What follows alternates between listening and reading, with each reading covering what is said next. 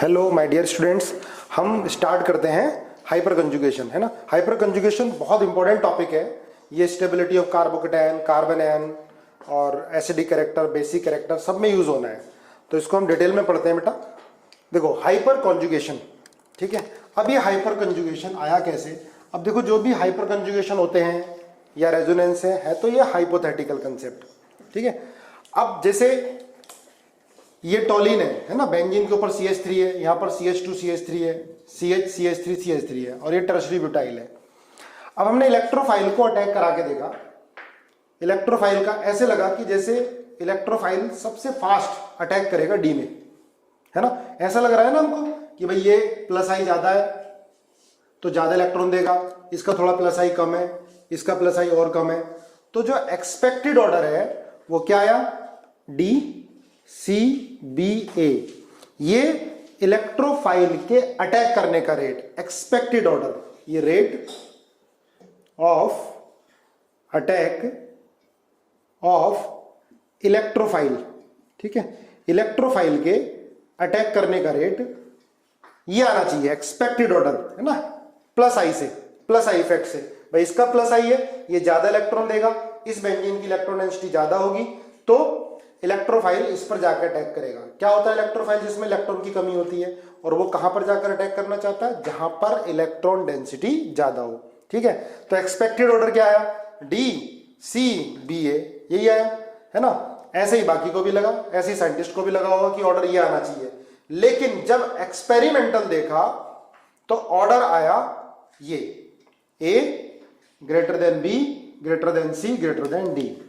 इसका मतलब electron density A में ज्यादा है और हमको क्या लग रहा था? D में ज्यादा होगी, क्योंकि D में प्लस आई ज्यादा है। इसका मतलब कोई और इफेक्ट है जो इसकी इलेक्ट्रॉन डेंसिटी को बढ़ा रहा है, इलेक्ट्रोफाइल के अटैक करने के रेट को बढ़ाया है। ये एक्सपेरिमेंटल ऑर्डर है, ठीक है। तो इसके बाद, इसी एक्सपेरिमेंट के बाद और भी बहुत सारे एक्सपेरिमेंट किए होंगे। इस एक्सपेरिमेंट के बाद एक डिफरेंट टाइप का कंजुगेशन दिया जिसको बोल दिया हाइपर कंजुगेशन, जिसमें क्या पार्टिसिपेट करते हैं? Sigma CH bond. जिसमें क्या पार्टिसिपेट करते हैं? ध्यान से सुनो बेटा। ये डबल बॉन्ड से अटैच है अल्फा कार्बन, अल्फा कार्बन से क्या है? CH bond. Sigma CH bond conjugation में पार्टिसिपेट करता है। Sigma CH bond benzene nucleus के p ऑर्बिटल के साथ इंटरेक्ट करता है। सिग्मा CH के इलेक्ट्रॉन p ऑर्बिटल के साथ इंटरेक्ट करते हैं। देखो यहां पर सिग्मा CH बॉन्ड कितने हैं? 3 हैं, है ना। ये डबल बॉन्डेड कार्बन है, इससे अटैच कार्बन को अल्फा कार्बन बोल सकते हैं, बेंजाइलिक कार्बन है ये। यहां पर हाइड्रोजन कितने हैं? 2 हैं। यहां पर हाइड्रोजन कितना? 1 है। यहां पर हाइड्रोजन 1 भी नहीं है। इसका मतलब कुछ ना कुछ हाइड्रोजन का चक्कर है जिससे इलेक्ट्रॉन डेंसिटी बढ़ रही है। पहले एक्सपेरिमेंटल देखा, फिर ये कंसेप्ट दिया कि इसमें इस टाइप का कंजुगेशन हो रहा होगा। भाई यहां पर ज्यादा हाइड्रोजन है तो ये हाइड्रोजन के इलेक्ट्रॉन इंटरेक्ट कर रहे होंगे जिससे इलेक्ट्रॉन डेंसिटी बढ़ रही होगी, ठीक है। तो इस एक्सपेरिमेंट से हाइपर कंजुगेशन का कंसेप्ट आया, ठीक है।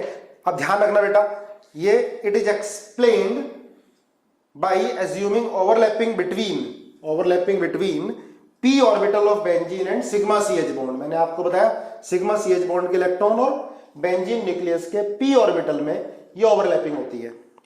ये परमानेंट इफेक्ट है, इंडक्टिव इफेक्ट की तरह, रेजोनेंस इफेक्ट की तरह परमानेंट इफेक्ट है। डिस्टेंस इंडिपेंडेंट इफेक्ट है। जैसे इंडक्टिव इफेक्ट क्या होता था? जब डिस्टेंस बढ़ता है तो इंडक्टिव इफेक्ट की स्ट्रेंथ कम होती है, ये हमने पढ़ी है, ठीक है।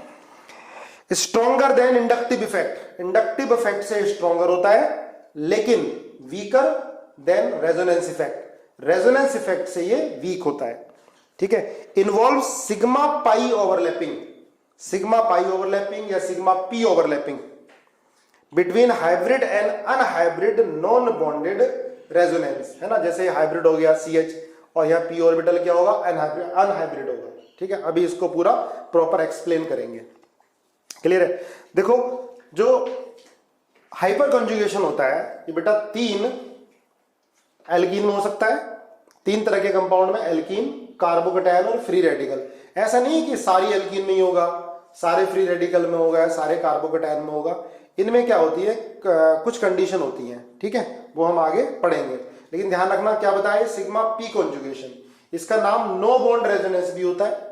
ठीक है, जब हम इसके स्ट्रक्चर बनाएंगे हाइपर कॉन्जुगेटिंग स्ट्रक्चर में तब मालूम चलेगा इसको नो बॉन्ड रेजोनेंस क्यों बोल रहे हैं। क्लियर है। अब देखो हम एल्कीन की बात करते हैं।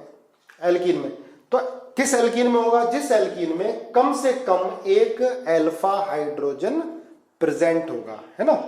जैसे डबल बॉन्डेड कार्बन से अटैच कार्बन को हम अल्फा कार्बन बोलते हैं। अल्फा कार्बन पर कम से कम एक हाइड्रोजन होना चाहिए, है ना। यहाँ पर तो 3-3 हाइड्रोजन है। तो क्या होता है बेटा, इसके अंदर ध्यान रखो सिग्मा CH बॉन्ड के इलेक्ट्रॉन इंटरेक्ट करते हैं इसके p ऑर्बिटल से, या हम कह सकते हैं बिल्कुल सही, इस कार्बन का C2 का पाई स्टार कौन सा, एम्प्टी, पाई स्टार एम्प्टी, और इसका फिल्ड CH बॉन्ड का field sigma CH bond field. ठीक है, ये क्या करता है, इसके साथ इंटरेक्ट करता है। क्लियर है। जैसे हम इसको ऐसे स्ट्रक्चर बना सकते हैं, ये इधर बॉन्ड ये गया, ठीक है, ये बॉन्ड इधर गया, ठीक है, ये खाली हुआ, और ये सिग्मा CH बॉन्ड इसके साथ इंटरेक्ट किया। ठीक है, ये बॉन्ड हमने इधर ब्रेक करके दिखा दिया, यहां पर ऑर्बिटल खाली हुआ, सिग्मा CH बॉन्ड के इलेक्ट्रॉन इसके साथ इंटरेक्ट हुए। ठीक है, ये वीक इफेक्ट होता है, रेजोनेंस से कम होता है, वीक होता है। तो हमने देखो ये इसका स्ट्रक्चर बनाया, इसमें CH बॉन्ड इन्वॉल्व हो गया, CH बॉन्ड के इलेक्ट्रॉन इन्वॉल्व हो गए, इसको भी हाइपर कंजुगेटिंग स्ट्रक्चर बोलेंगे। पहला हो गया, ये दूसरा। देखो यहां पर हम बॉन्ड को नहीं दिखा रहे, इस सिग्मा CH बॉन्ड के इलेक्ट्रॉन इंटरेक्ट कर रहे हैं इसके साथ, यहां हमने डबल बॉन्ड कैरेक्टर दिखा दिया। ठीक है, इसके बाद हम सेकंड वाले हाइड्रोजन को दिखा सकते हैं, फिर थर्ड वाले हाइड्रोजन को दिखा सकते हैं। तो टोटल हाइपर कॉन्जुगेटिंग स्ट्रक्चर कितने बन गए इसके अंदर, 1 2 3 4, इसको भी हमने काउंट किया। ठीक है, हाइपर कॉन्जुगेटिंग स्ट्रक्चर, जितने ज्यादा हाइपर कॉन्जुगेटिंग स्ट्रक्चर होंगे एल्कीन की स्टेबिलिटी उतनी ही ज्यादा होगी। जितने ज्यादा हाइपर कंजुगेटिंग स्ट्रक्चर होंगे एल्कीन की स्टेबिलिटी उतनी ही ज्यादा होगी। फिर ध्यान रखना ये हाइपर कंजुगेशन रेजोनेंस से वीक होता है। ठीक है, आगे देखो, इसमें ध्यान रखना सिग्मा पाई स्टार, ये एल्कीन के लिए है, एल्कीन के लिए, सबके लिए नहीं, एल्कीन के लिए।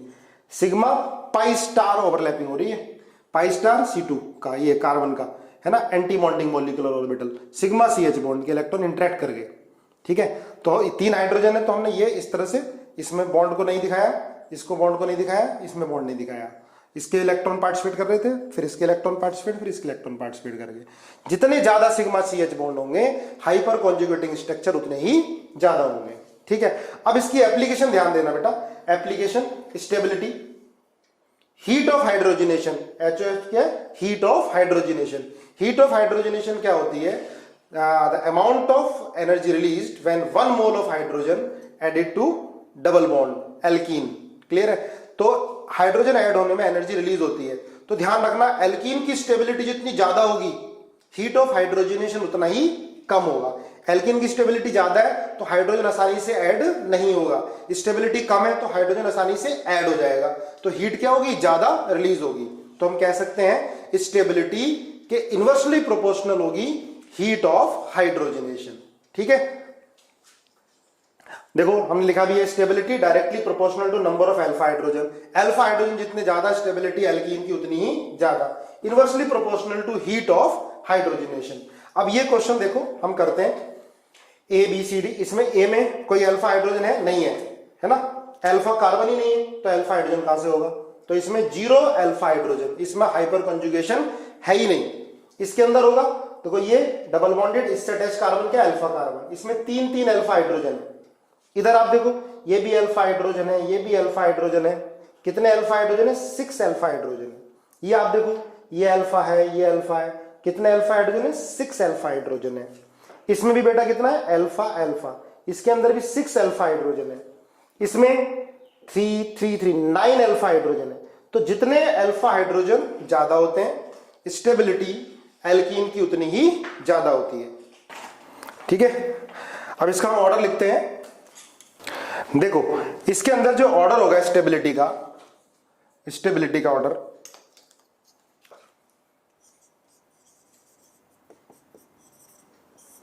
सबसे ज्यादा स्टेबिलिटी होगी इसके अंदर F की, क्योंकि F में नंबर ऑफ अल्फा हाइड्रोजन ज्यादा है ना। F के बाद होगी फिर, अब आप देखो E, D, C, इनमें number of alpha hydrogen same है, पर इसमें सबसे ज्यादा स्टेबिलिटी होती है E की, ई के बाद स्टेबिलिटी होती है डी की, डी के बाद स्टेबिलिटी होती है सी की, और सी के बाद बी की, बी के बाद ए की। अब इसमें कंफ्यूजन होता है, आप बोलोगे सर इसमें भी 6 अल्फा हाइड्रोजन है, इसमें भी 6 अल्फा हाइड्रोजन है, इसमें भी 6 अल्फा हाइड्रोजन है, तो स्टेबिलिटी इसी की ज्यादा क्यों हुई? तो ये हम हाइपर कॉन्जुगेटिंग स्ट्रक्चर को बना के देखते हैं। देखो ई में हाइपर कॉन्जुगेटिंग स्ट्रक्चर कैसे बनेगा,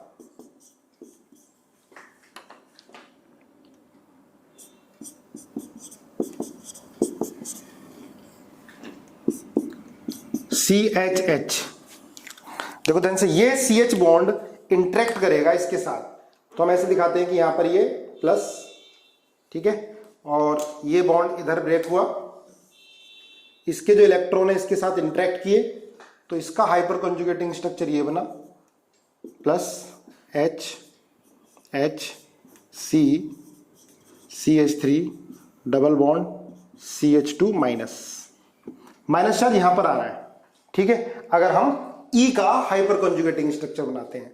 अब हम D का हाइपर कॉन्जुगेटिंग स्ट्रक्चर बनाते हैं, तो माइनस चार्ज आएगा CH C H double bond C minus CH3H, देखो यही माइनस आया, तो माइनस चार्ज की स्टेबिलिटी यहां पर ज्यादा होगी, यहां पर ज्यादा होगी। देखो यहां पर माइनस चार्ज की स्टेबिलिटी, ये डबल बॉन्ड इधर आएगा,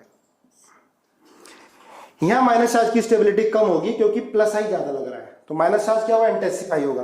तो डी और सी में, ठीक है, माइनस चार्ज जो आएगा हाइपर कंजुगेटिंग स्ट्रक्चर कम स्टेबल आएगा, इसकी स्टेबिलिटी देखनी है बेटा, ध्यान रखो, यहां प्लस आई की वजह से माइनस चार्ज बढ़ेगा, इसलिए एक ही कार्बन पर 2 CH3, ठीक है, तो हाइपर कंजुगेटिंग स्ट्रक्चर ज्यादा होगा, इसलिए मैंने ई की स्टेबिलिटी ज्यादा लिखी है, रीजन ये आ गया। क्लियर है?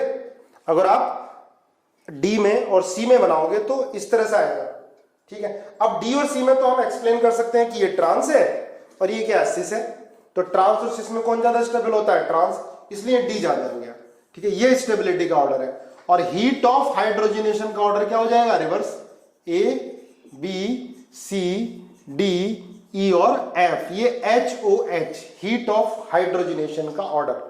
एक चीज और ध्यान रखो, बॉन्ड लेंथ, अगर हम कंपेयर कर ले, देखो इधर मान लिया इसकी बॉन्ड लेंथ है x एंगस्ट्रॉन, डबल बॉन्ड की बॉन्ड लेंथ, ध्यान रखना, डबल बॉन्ड की बॉन्ड लेंथ x एंगस्ट्रॉन है, इसकी बॉन्ड लेंथ है y एंगस्ट्रॉन। देखो x और y में x की बॉन्ड लेंथ ज्यादा होती है क्योंकि इसका डबल बॉन्ड ज्यादा डिस्पर्स होगा, इसमें हाइपर कॉन्जुगेटिंग स्ट्रक्चर क्या बनेंगे, ज्यादा बनेंगे, तो बॉन्ड डबल बॉन्ड ज्यादा डिस्पर्स होगा, तो बॉन्ड लेंथ क्या होगी, बढ़ जाएगी, तो डबल बॉन्ड की बॉन्ड लेंथ ज्यादा हो जाती है, डबल बॉन्ड की बॉन्ड लेंथ ज्यादा हो जाती है हाइपर कंजुगेशन से, ठीक है, हाइपर कंजुगेशन ज्यादा होंगे तो डबल बॉन्ड क्या होगा, ये डिस्पर्स होगा, तो बॉन्ड लेंथ बढ़ जाएगी, ठीक है, तो ये इसकी एप्लीकेशन होगी, ठीक है।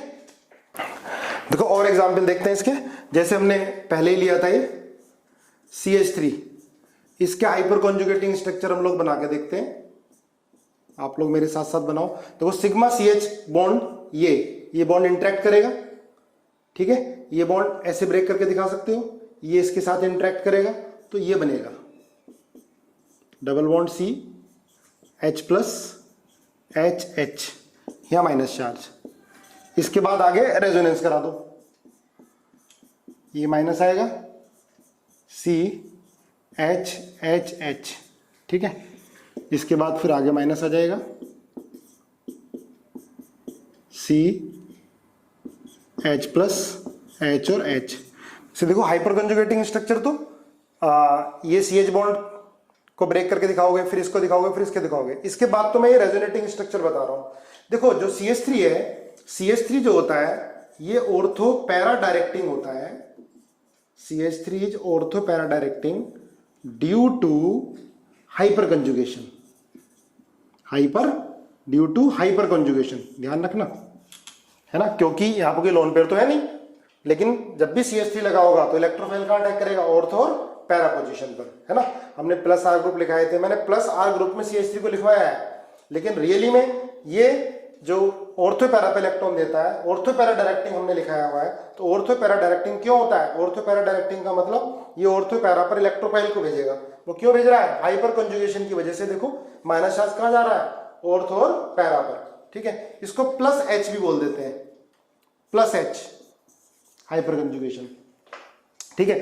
अब देखो जितने ज्यादा अल्फा हाइड्रोजन होंगे उतना ही ज्यादा इलेक्ट्रॉन डेंसिटी को बढ़ाएगा। स्टार्टिंग में जो हमने क्वेश्चन किया था, CH3 लगा हुआ है, यहाँ पर CH2 लगा हुआ है, तो CH2 में क्या हो गया था? जैसे ये एग्जांपल हमने देखा था CH3, तो CH3 में नंबर ऑफ अल्फा हाइड्रोजन क्या है? ज्यादा है। CH2 में नंबर ऑफ अल्फा हाइड्रोजन कितने हो गए? 2 हो गए। ऐसे ही अगर हम ये CH3 लेते हैं तो नंबर ऑफ अल्फा हाइड्रोजन क्या हो गए? और कम हो गए। इधर CH3 इसमें अल्फा हाइड्रोजन है ही नहीं, है ना। देखने से तो लग रहा था भाई प्लस आई इसमें है, ये ज्यादा इलेक्ट्रॉन डेंसिटी बढ़ाएगा, तो इस बेंजीन में ज्यादा इलेक्ट्रॉन डेंसिटी होगी। लेकिन होता क्या है? इसकी इलेक्ट्रॉन डेंसिटी ज्यादा होती है। क्लियर है? तो rate of electrophilic substitution, rate of EAS, electrophilic aromatic substitution, इसके अंदर ज्यादा होगा। इलेक्ट्रोफाइल इसमें ज्यादा अटैक करेगा क्योंकि इलेक्ट्रॉन डेंसिटी ज्यादा है। क्यों ज्यादा है? हाइपर कंजुगेटिंग स्ट्रक्चर इसके ज्यादा बनेंगे, नंबर ऑफ अल्फा हाइड्रोजन ज्यादा है। डबल बॉन्डेड कार्बन, इससे अटैच कार्बन क्या होगा? अल्फा हाइड्रोजन होगा, ठीक है। कुछ देखो एग्जाम्पल हम कर सकते हैं, जैसे ये है double bond CH3 B part, double bond C part, double bond CH3। इसमें स्टेबिलिटी पूछ ली तो हम क्या देखेंगे? अल्फा हाइड्रोजन, ये अल्फा है, ये अल्फा है, ये अल्फा, ये अल्फा। देखो कितने अल्फा हाइड्रोजन है ये? 3, 3, 6, 2, 8 और 10। इसमें 10 अल्फा हाइड्रोजन है। इधर कितने हैं? 4 अल्फा हाइड्रोजन है। इधर कितने हैं? 3 to 5 to 7 अल्फा हाइड्रोजन है, ठीक है। जितने अल्फा हाइड्रोजन होंगे ज्यादा होंगे, स्टेबिलिटी उतनी ज्यादा। तो स्टेबिलिटी का ऑर्डर क्या हो गया? सबसे ज्यादा ए के बाद C के बाद B। HOH, heat of hydrogenation का ऑर्डर क्या होगा? सबसे ज्यादा B के बाद C के बाद A। ये हो जाएगा हीट ऑफ हाइड्रोजनेशन का ऑर्डर, ठीक है। ऐसे ही हम स्टेबिलिटी ऑफ कार्बोकेटायन देख सकते हैं। देखो कार्बोकेटायन में भी ये कंसेप्ट लगता है। कार्बोकेटायन, ये CH2 प्लस CH3 है ना। इसमें होगा बेटा sigma P conjugation, sigma P conjugation. Clear है? कैसे सिग्मा P कॉन्जुगेशन? इसका हम स्ट्रक्चर देखो ऐसे बनाएंगे, प्लस CH इसमें CH बॉन्ड इंटरेक्ट करेगा इसके साथ, तो इसका हाइपर कॉन्जुगेटिंग स्ट्रक्चर ऐसे बना हो गया, डबल बॉन्ड C, इसको आप ऐसे दिखा दोगे, ठीक है। अब देखो जितने ज्यादा अल्फा हाइड्रोजन होंगे उतना ही ज्यादा पॉजिटिव चार्ज कम होगा। इसके सिग्मा CH बॉन्ड के इलेक्ट्रॉन इसके p ऑर्बिटल के साथ इंटरेक्ट करेंगे, तो सिग्मा P कॉन्जुगेशन, ठीक है। जैसे एल्कीन में सिग्मा पाई स्टार कॉन्जुगेशन है, ठीक है, एंटी बॉन्डिंग मॉलिक्यूलर ऑर्बिटल। ये क्या होगा? Sigma P conjugation. इसमें सिग्मा CH बॉन्ड के इलेक्ट्रॉन क्या कर रहे हैं? इसमें पार्टिसिपेट कर रहे हैं। क्लियर है? देखो अब स्टेबिलिटी का ऑर्डर, जैसे ये CH3 plus A part, B part CH2 plus CH3, C part CH plus CH3, D part C plus CH3 और CH3। देखो बेटा जितने ज्यादा अल्फा हाइड्रोजन होंगे स्टेबिलिटी कार्बोकेटायन की उतनी ही ज्यादा होगी। वैसे हमने प्लस आई से भी पढ़ा हुआ है, इंडक्टिव इफेक्ट से भी पढ़ा हुआ है। तो इसमें अल्फा हाइड्रोजन क्या होंगे? ज्यादा होंगे, 3 और 3 6 और 3 9 अल्फा हाइड्रोजन है, तो इसकी स्टेबिलिटी ज्यादा, तो आएगा D C B फिर A। ये ऑर्डर आ जाएगा स्टेबिलिटी का। देखो एक चीज ध्यान रखना बेटा, जैसे CH2 प्लस CH3 है A part, B part CH2 plus CD3 है और C part CH2 plus CT3 है। हमने बताया था कि प्लस आई तो Ct का, T का ज्यादा होता है, फिर CD का, फिर CH3 का। अगर हम प्लस आई से देखेंगे तो स्टेबिलिटी सबसे ज्यादा किसकी होनी चाहिए? C की, फिर B की, फिर A की। लेकिन जो इसके अंदर आंसर होता है, सही करेक्ट आंसर A B फिर C। रीजन क्या है?